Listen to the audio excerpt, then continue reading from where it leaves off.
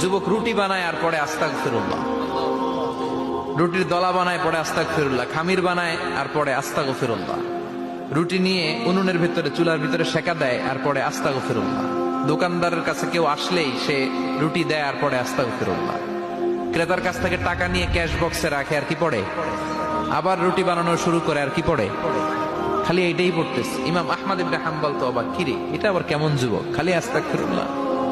উনি প্রশ্ন করলেন, যুবক ঘটনা কি?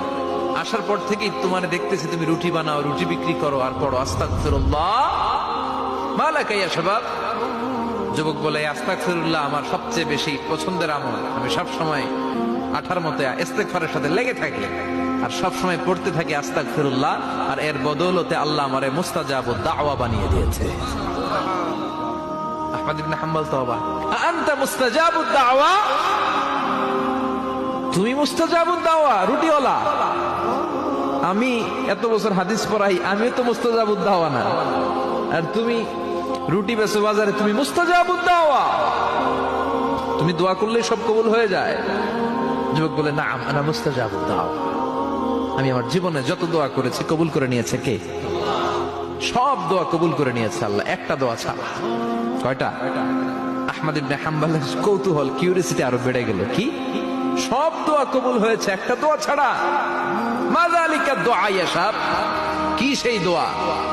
যুবক এবার বলতে শুরু করলো, আমার জীবনে যে দোয়াটা আল্লাহ কবুল করে নাই সেটা হচ্ছে, আমি আল্লাহর কাছে অনেক চেয়েছি, অনেক দোয়া করেছে যে আল্লাহ, শুনেছি এই জামানার সবচেয়ে বড় মুহাদ্দিস, তার নাম নাকি ইমাম আহমদ ইবনে হাম্বল, আল্লাহ তোমার কাছে আমার চাওয়া, আমি যেন এই ইমাম আহমদ ইবনে হাম্বলরে দেখে মরতে পারি, আমি যেন ইমাম আহমদ ইবনে হাম্বলের হাতে হাত রেখে মুসাফা করতে পারি আর তার কপালে একটা চুমু এঁকে দিতে পারি।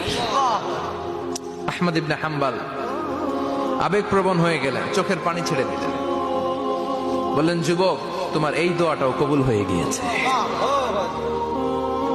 আহমদ ইবনে হাম্বলের দেখা সাক্ষাৎ পাওয়ার জন্য আহমদ ইবনে হাম্বলের বাড়িতে তোমার যাওয়ার দরকার নাই, আহমদ ইবনে হাম্বল তোমার দরবারে ছুটে এসেছে। আনা আহমদ ইবনে হাম্বল মুহাদ্দিসুদ দাহর, আমি নিজেই আহমদ ইবনে হাম্বল। যুবক চোখের পানি ছেড়ে দেয়, আহমদ ইবনে হাম্বল চোখের পানি ছেড়ে দেয়। যুবক চিৎকার মেরে ইমাম আহমদ ইবনে হাম্বলকে জড়িয়ে ধরে, হাতে হাত রেখে মুসাফা করে, কপালের মধ্যে চুমু খায় আর আল্লাহর শুকরিয়া করে বলে, ও ইমাম, আসলে এই দোয়াটাও আল্লাহ আজকে কবুল করে নিল।